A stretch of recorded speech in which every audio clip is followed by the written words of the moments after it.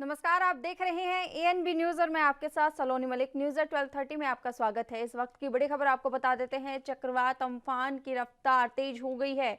102 kilometre MPH की speed से पारादीप में चल रही है हवाएं। एनडीआरएफ की टीमें तैनात हैं। इस वक्त की बड़ी खबर आपको बता रहे हैं।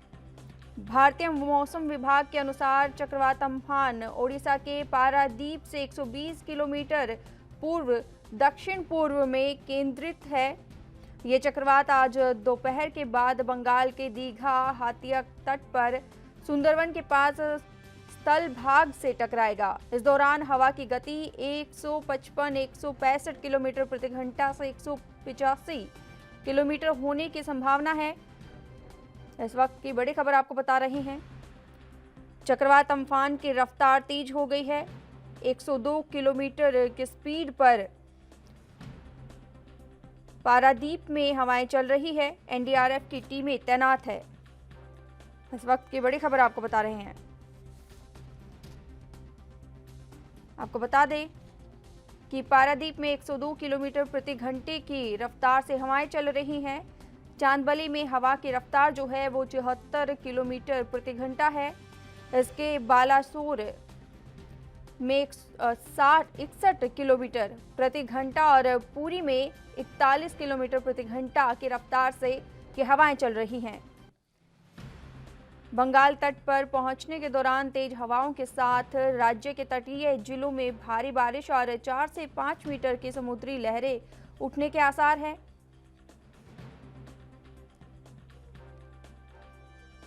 इस वक्त की बड़ी खबर आपको बता रहे हैं। चक्रवात अम्फान की रफ्तार तेज हो गई है। 102 किलोमीटर प्रति घंटे की स्पीड से पारादीप में हवाएं चल रही हैं। एनडीआरएफ की टीमें तैनात है। आप तस्वीरों में देख सकते हैं कि हवाएं इतनी तेज है कि पेड़ जो है वो गिरने शुरू हो गए हैं। शांतनु बनर्जी संवाददाता हमारे साथ फोन लाइन पर जुड़ चुके हैं। शांतनु बनर्जी, आपसे जानना चाहेंगे, जो अम्फान तूफान है उसकी हवाएं तेज चलने लगी है। 102 किलोमीटर प्रति घंटे की रफ्तार से ये हवाएं चल रही हैं। ऐसे में क्या तैयारियां की गई हैं और फिलहाल वहां पर अपडेट आपसे मांगना चाहेंगे, क्या अपडेट है?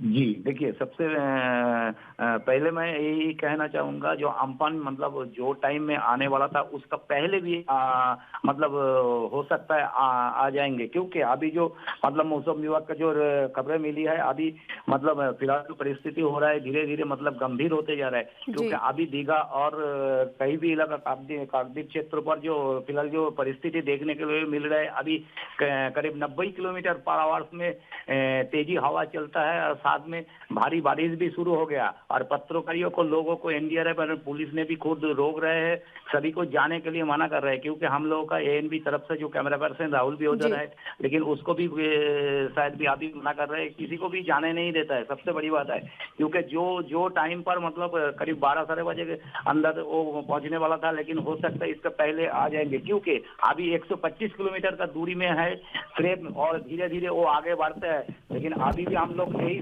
देख रहे हैं कि फिलहाल जो परिस्थिति को लेकर अभी मतलब माहौल बहुत गंभीर हो गया। इलाका से सब लोग को हटा दी गई और फिलहाल अभी आप देख सकते हैं सीधा तस्वीर में हम लोग जो दिखा रहे हैं, अभी समुद्र का पानी जो बैरियल है उधर जो लगा था, वो बैरियल को ऊपर से कम 4-5 फुट ऊपर से पूरा सड़क में आ गया। अभी दीघा में वही तस्वीरें सामने आ रहा है। लेकिन ये सबसे आशंका की बात है, जो दीघा इलाका में जो समुद्र का आसपास में जितना मतलब मकान और जितना दुकान भी है, वो दुकान भी कहीं भी दुकान भी अभी भी मतलब गिर पड़े है, टूट चुका है। कहीं भी साइन बोर्ड दुकान का सब कुछ टूट गया है। फिलहाल यही देखने के लिए लग रहा है। सलोनी जी, शांतनु, आपसे जानना चाहेंगे, जो वहां पर लोग हैं उनको कहीं शिफ्ट किया गया है या उनसे अपील की जा रही है कि वो घरों में ही रहे, और उसके अलावा जो एनडीआरएफ की टीमें हैं उनकी क्या तैयारियां हैं?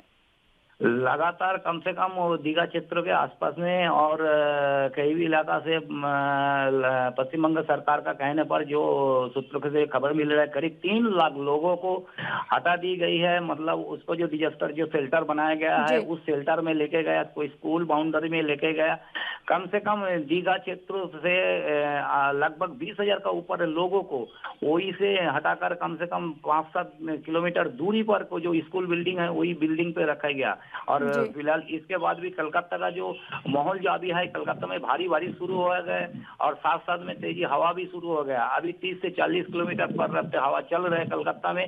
और पूरा बंगाल में जैसे आपका नदिया जिला, मुर्शिदाबाद, आसनसोल, उत्तर जी 24 परगना, दक्षिण 24 परगना, सभी इलाका में माहौल धीरे धीरे मतलब चेंज होते जा रहे हैं। वही हम देख रहे हैं फिलहाल जी। अभी जो चल रहा है। जी शांतनु बनर्जी, आपसे जानना चाहेंगे, एक तरफ कोरोना की मार, दूसरी तरफ अम्फान तूफान, तो ऐसे में अगर जिन लोगों को शिफ्ट किया गया है, तो ऐसे में अगर देखें तो सोशल डिस्टेंसिंग की बात भी कहीं ना कहीं आती है, क्योंकि कोरोना वायरस जिस रफ्तार से देश में फैल रहा है, ऐसे में ये दोनों जो अम्फान तूफान की बात करें या फिर कोरोना वायरस की करें, तो ऐसे में किस तरीके से तैयारी की गई है? क्या सोशल डिस्टेंसिंग की बात करें तो वो भी, उसका भी ख्याल रखा गया है कोरोना वायरस को देखते हुए?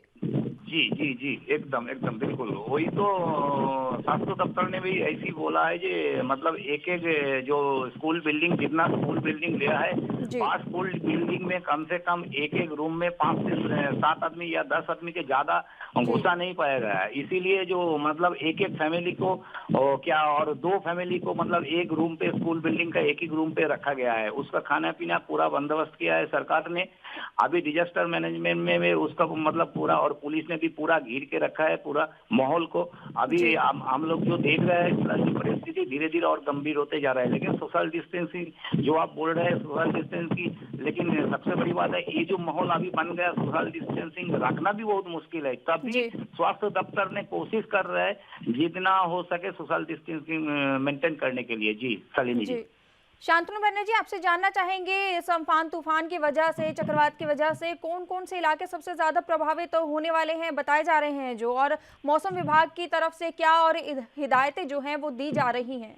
जी अभी जो मतलब मौसम विभाग से जो खबर मिल रहा है, फिलहाल तो ये तो पहले मतलब भुवनेश्वर पूरी होकर आने वाला था, लेकिन वो थोड़ा मतलब उसका जो रूट है वो रूट थोड़ा चेंज किया। इसको ऊपर अगर हम देखेंगे तो अभी सीधा तौर से टारगेट हो रहा है आपका काकद्वीप, नामखाना जी और सुंदरबन इलाका, साथ जी साथ दीघा और कलकत्ता का पास में वो निकालने का समय वो आपका उत्तर 24 परगना, दक्षिण 24 परगना, नदिया, मुर्शिदाबाद वो होकर वो सीधा चलेंगे आपका बांग्लादेश की तरफ। बांग्लादेश की खेपूपारा जो इलाका है, खेपूपारा इलाका में चले गए और बांग्लादेश की तरफ में जाकर भारी बारिश होगा वहीं से। जी। जी शांतनु बनर्जी, आपसे एक बात और जानना चाहेंगे कि इसका असर जो है अम्फान तूफान का, वो कितने दिनों तक रहेगा, और ऐसे में जो लोग डरे सहमे होंगे तो उनके लिए क्या जो तैयारियां हैं वो की गई हैं? हाँ देखिए सलीनी जी, सबसे बड़ी बात है 1999 साल में जो पहले जो मतलब सुपर साइक्लोन आया था, उससे भी मतलब ये बहुत बड़े है। और ये मतलब इतना टाइम से चल रहा है, क्योंकि आप देखिएगा कि पश्चिम बंगाल से अभी जो बारिश शुरू हो रहा है जी और हवा भी शुरू हो गया, लेकिन अभी भी 125 किलोमीटर दूरी में है। मतलब उतना इसका जो मतलब सराउंडिंग जो इलाका है, बहुत बड़े इलाका से लेकर वो आ रहा है। जी और सबसे बड़ी बात ये करीब दोपहर से शुरू हो जाएगा पश्चिम बंगाल में, और ये मतलब जाने के लिए कम से कम आप समझ लीजिएगा आज पूरा रात भी चलेगा और कल सुबह करीब 12 साढ़े 12 बजे मतलब इसका तांडव देखने को मिलेगा। जी शांतनु बनर्जी, बहुत बहुत धन्यवाद हमारे साथ जुड़ने के लिए और ये तमाम जानकारी देने के लिए। इस वक्त की बड़ी खबर आपको बता रहे हैं, चक्रवात अम्फान की रफ्तार तेज हो गई है। 102 किलोमीटर प्रति घंटे की रफ्तार से पारादीप में हवाएं चल रही हैं। एनडीआरएफ की टीमें जो हैं वो तैनात हैं। इस वक्त की बड़ी खबर आपको बता रहे हैं।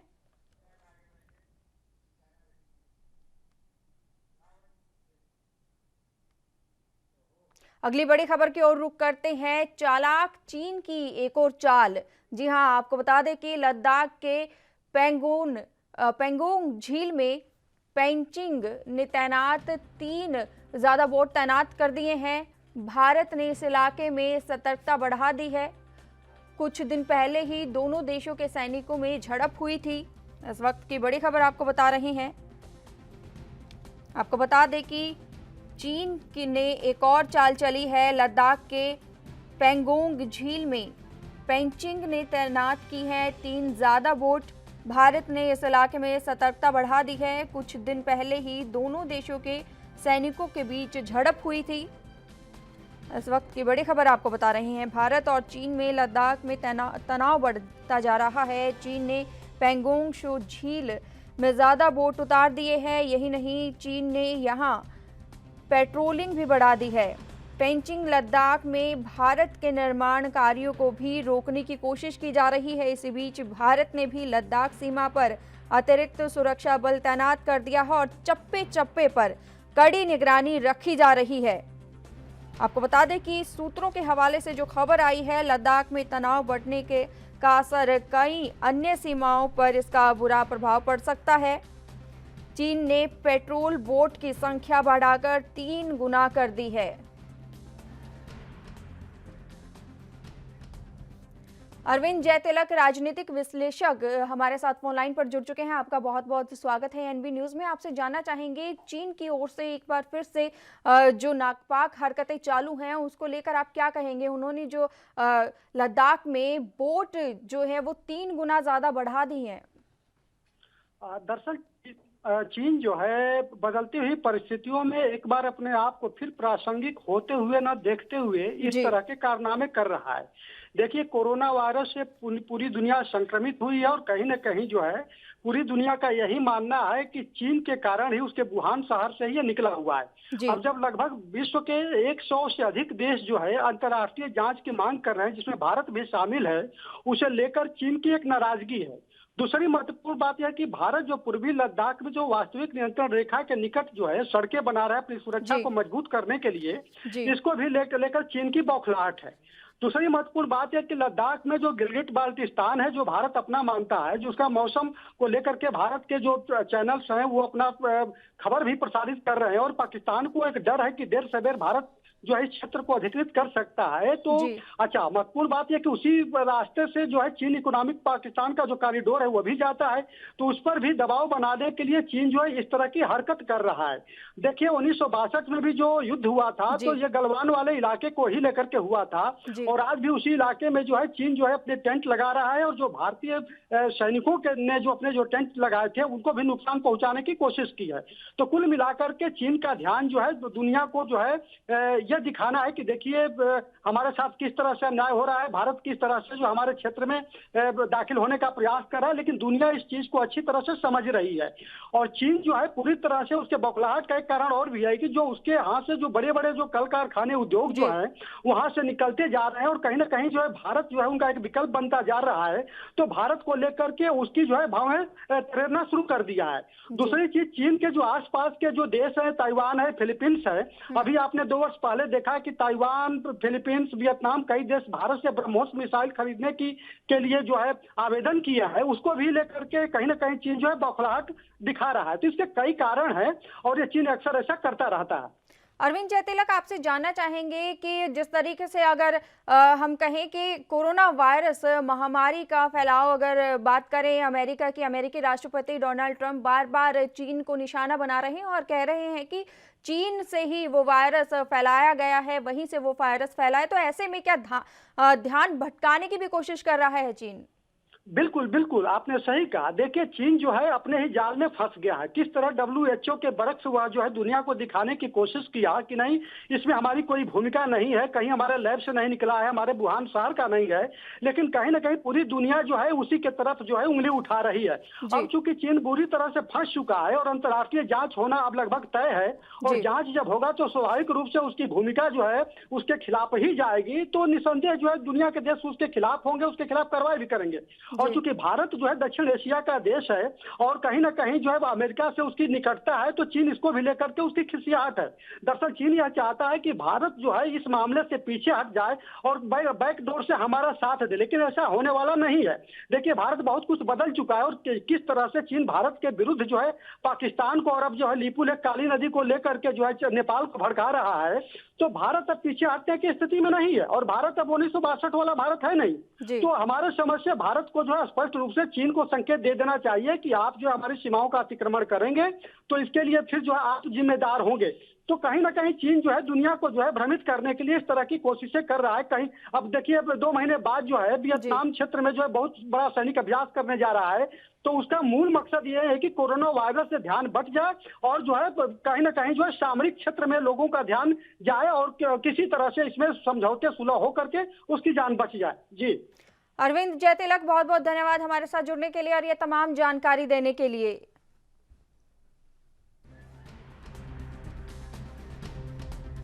बसों को लेकर कांग्रेस और यूपी सरकार में खींचातानी जारी है। डीएनडी फ्लाई ओवर पर ये आपको बता दें कि करीब 400 कांग्रेस की बसें यूपी बॉर्डर पर रोकी गई हैं। डीएनडी फ्लाई ओवर पर कांग्रेस की बसों को रोका गया है।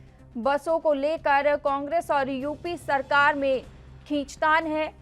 इस वक्त की बड़ी खबर आपको बता रहे हैं, जिस तरीके से कांग्रेस ने यूपी सरकार से मांग की थी कि वो अपनी बसें लगाना चाहती है, तो ऐसे में यूपी सरकार ने भी हालांकि बसों को अनुमति दे दी थी, लेकिन इसी के साथ ही उन्होंने जब लिस्ट चेक करी थी तो उस दौरान यूपी सरकार की ओर से कहा गया है कि जो बसें हैं उनको लेकर सिर्फ बसें उस लिस्ट में शामिल नहीं है, इसी के साथ ही अन्य जो वाहन हैं उनके भी नंबर जो उस लिस्ट में शामिल है। ऐसे में अब ये जो सियासत है, मजदूरों को घर भेजने की जो जद्दोजहद चल रही है और इसी के पीछे जो ये राजनीति चल रही है, उसी को लेकर ये बड़ी खबर सामने आ रही है। आपको बता दें कि करीब 400 कांग्रेस की बस यूपी बॉर्डर पर रोकी गई है।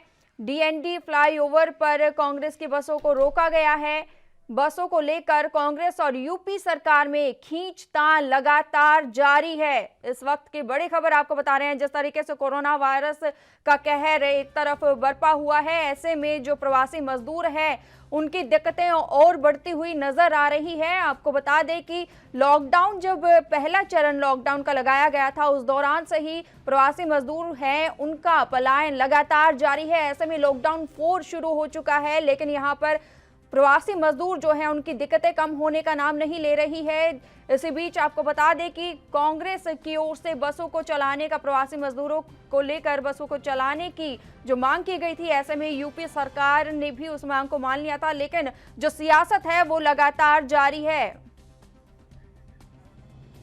विवेक दीक्षित संवाददाता हमारे साथ फोनलाइन पर जुड़ चुके हैं। विवेक दीक्षित, आपसे जानना चाहेंगी, जो कांग्रेस की 400 बसें हैं उनको बॉर्डर पर रोका गया है, उसको लेकर क्या और जानकारी मिल पा रही है? बिल्कुल, मैं आपको बता दूं, जिस तरह से पूरा देश आज परेशान है, उसको देखते हुए कांग्रेस ने एक पत्र लिखा था यूपी सरकार को और केंद्र सरकार को कि बसें वो देने के लिए तैयार हैं। लेकिन कई घंटों से यहाँ पे बसें खड़ी हुई हैं, 400 बसें खड़ी हुई हैं डीएनडी बॉर्डर पे, जहाँ पे उनको दिल्ली में घुसने की अनुमति नहीं दी जा रही है। जी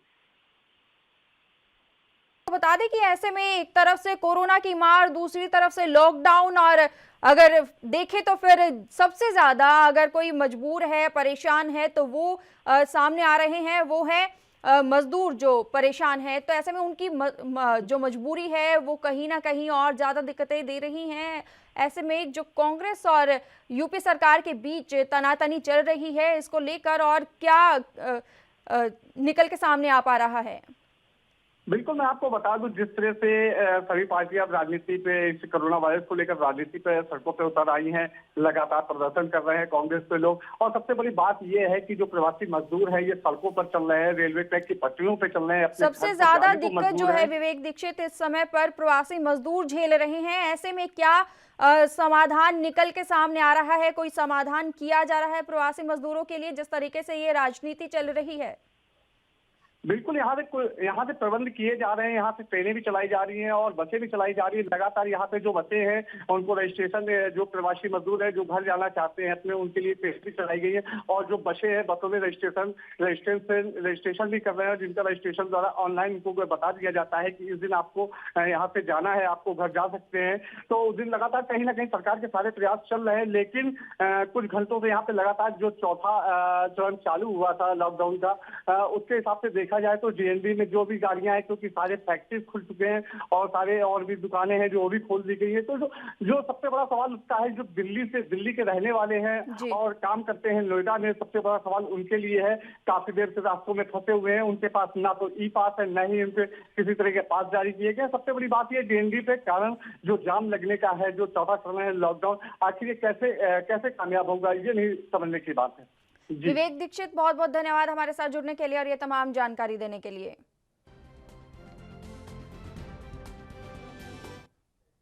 अगली बड़ी खबर की ओर रुख करते हैं। आपको बता दें कि पंजाब में बसों का संचालन जो है वो शुरू किया जा चुका है। आज से पंजाब की सड़कों पर दौड़ती नजर आएंगी बसें। पंजाब और आंध्र प्रदेश में बसों का पहिया घुमा है। कई रूटों पर बसों का संचालन शुरू किया गया है। पंजाब और आंध्र प्रदेश में बसों का पहिया घुमा है। आपको बता दें कि लॉकडाउन के बाद मजदूरों को राहत मिली है। ये बहुत बड़ी राहत जो है मजदूरों को मिलती हुई यहाँ नजर आ रही है। आपको बता दें कि कई रूटों पर बसों का संचालन शुरू किया जा चुका है। जिस तरीके से लॉकडाउन लगातार जारी था, ऐसे में बसों को रोक दिया गया था, बस व्यवस्था नहीं चल रही थी और इसी कड़ी में अब जो बहुत बड़ी खबर सामने आ रही है और मजदूरों के लिए कहीं ना कहीं ये कारगर सिद्ध होती नजर आ रही है कि जो बसें चलाई जा रही हैं उसको लेकर प्रवासी मजदूरों के चेहरे खिल उठेंगे। आपको बता दें कि पंजाब और आंध्र प्रदेश में बसों का संचालन शुरू कर दिया गया है। इस वक्त की बड़ी खबर आपको बता रहे हैं, पंजाब और आंध्र प्रदेश में बसों का पहिया चलता हुआ नजर आएगा।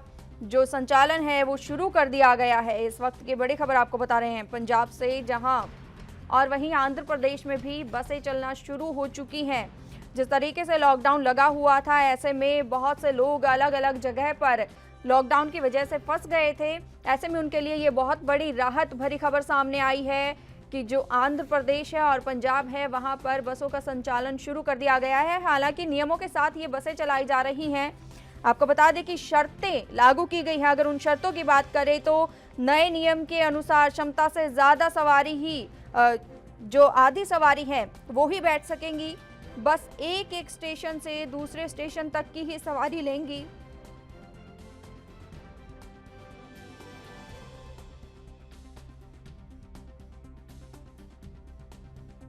आपको बता दें कि बीच में ना तो सवारी उतारी जाएगी और ना ही चढ़ाई जाएगी।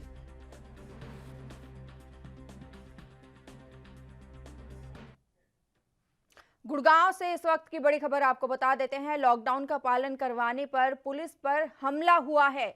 गुड़गांव से सटे एक गांव सलापुर में पुलिस पर हमला किया गया है। महिलाएं भी पुलिस पर पथराव में शामिल है। इस वक्त की बड़ी खबर आपको बता रहे हैं, साइबर सिटी गुड़गांव से पुलिस पर हमला किया गया है। आपको बता दें कि महिलाएं भी इस पथराव में शामिल है। गुड़गांव से इस वक्त की बड़ी खबर आपको बता रहे हैं, लॉकडाउन का पालन करवाने पर पुलिस पर हमला किया गया है।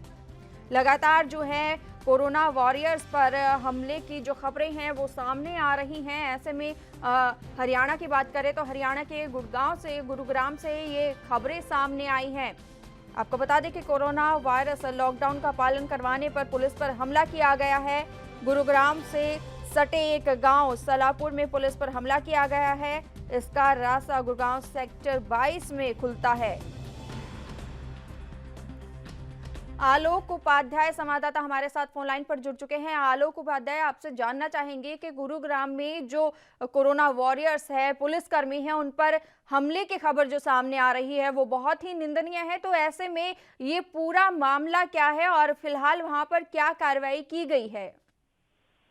जी बिल्कुल, देखिए आज सुबह की घटना है जब गुरुग्राम पुलिस ने नाका लगाया हुआ था, क्योंकि कुछ दिन पहले जिस तरह से हरियाणा के गृह मंत्री ने बोले कि दिल्ली से जो लोग गुरुग्राम में एंट्री कर रहे हैं उस तरह से कोरोना फैल रहा है, तो इसको लेकर यहाँ लगाया गया था, पुलिस के नाके लगाए गए थे। लेकिन जैसे जो प्रवासी मजदूर है वो दिल्ली की तरफ रुख कर रहे थे तो उनको इन्होंने जो गुरुग्राम पुलिस कर्मी है उन्होंने रोका भी था, लेकिन तुरंत इन्होंने क्या किया कि उसके बाद पथराव कर दिया गुरुग्राम पुलिस पर। हालांकि पुलिस ने मामला भी दर्ज कर लिया और कुछ लोगों को हिरासत में लेकर उनसे पूछताछ कर रही है। जी आलोक उपाध्याय, आपसे जानना चाहेंगे कि जिस तरीके से बार बार सरकार की ओर से ये अध्यादेश भी लाया गया था कि कोई भी अगर कोरोना वॉरियर्स पर हमला करता हुआ पाया गया तो उस पर सख्त कार्रवाई की जाएगी, लेकिन उसके बावजूद भी ये हमले होते हुए नजर आ रहे हैं।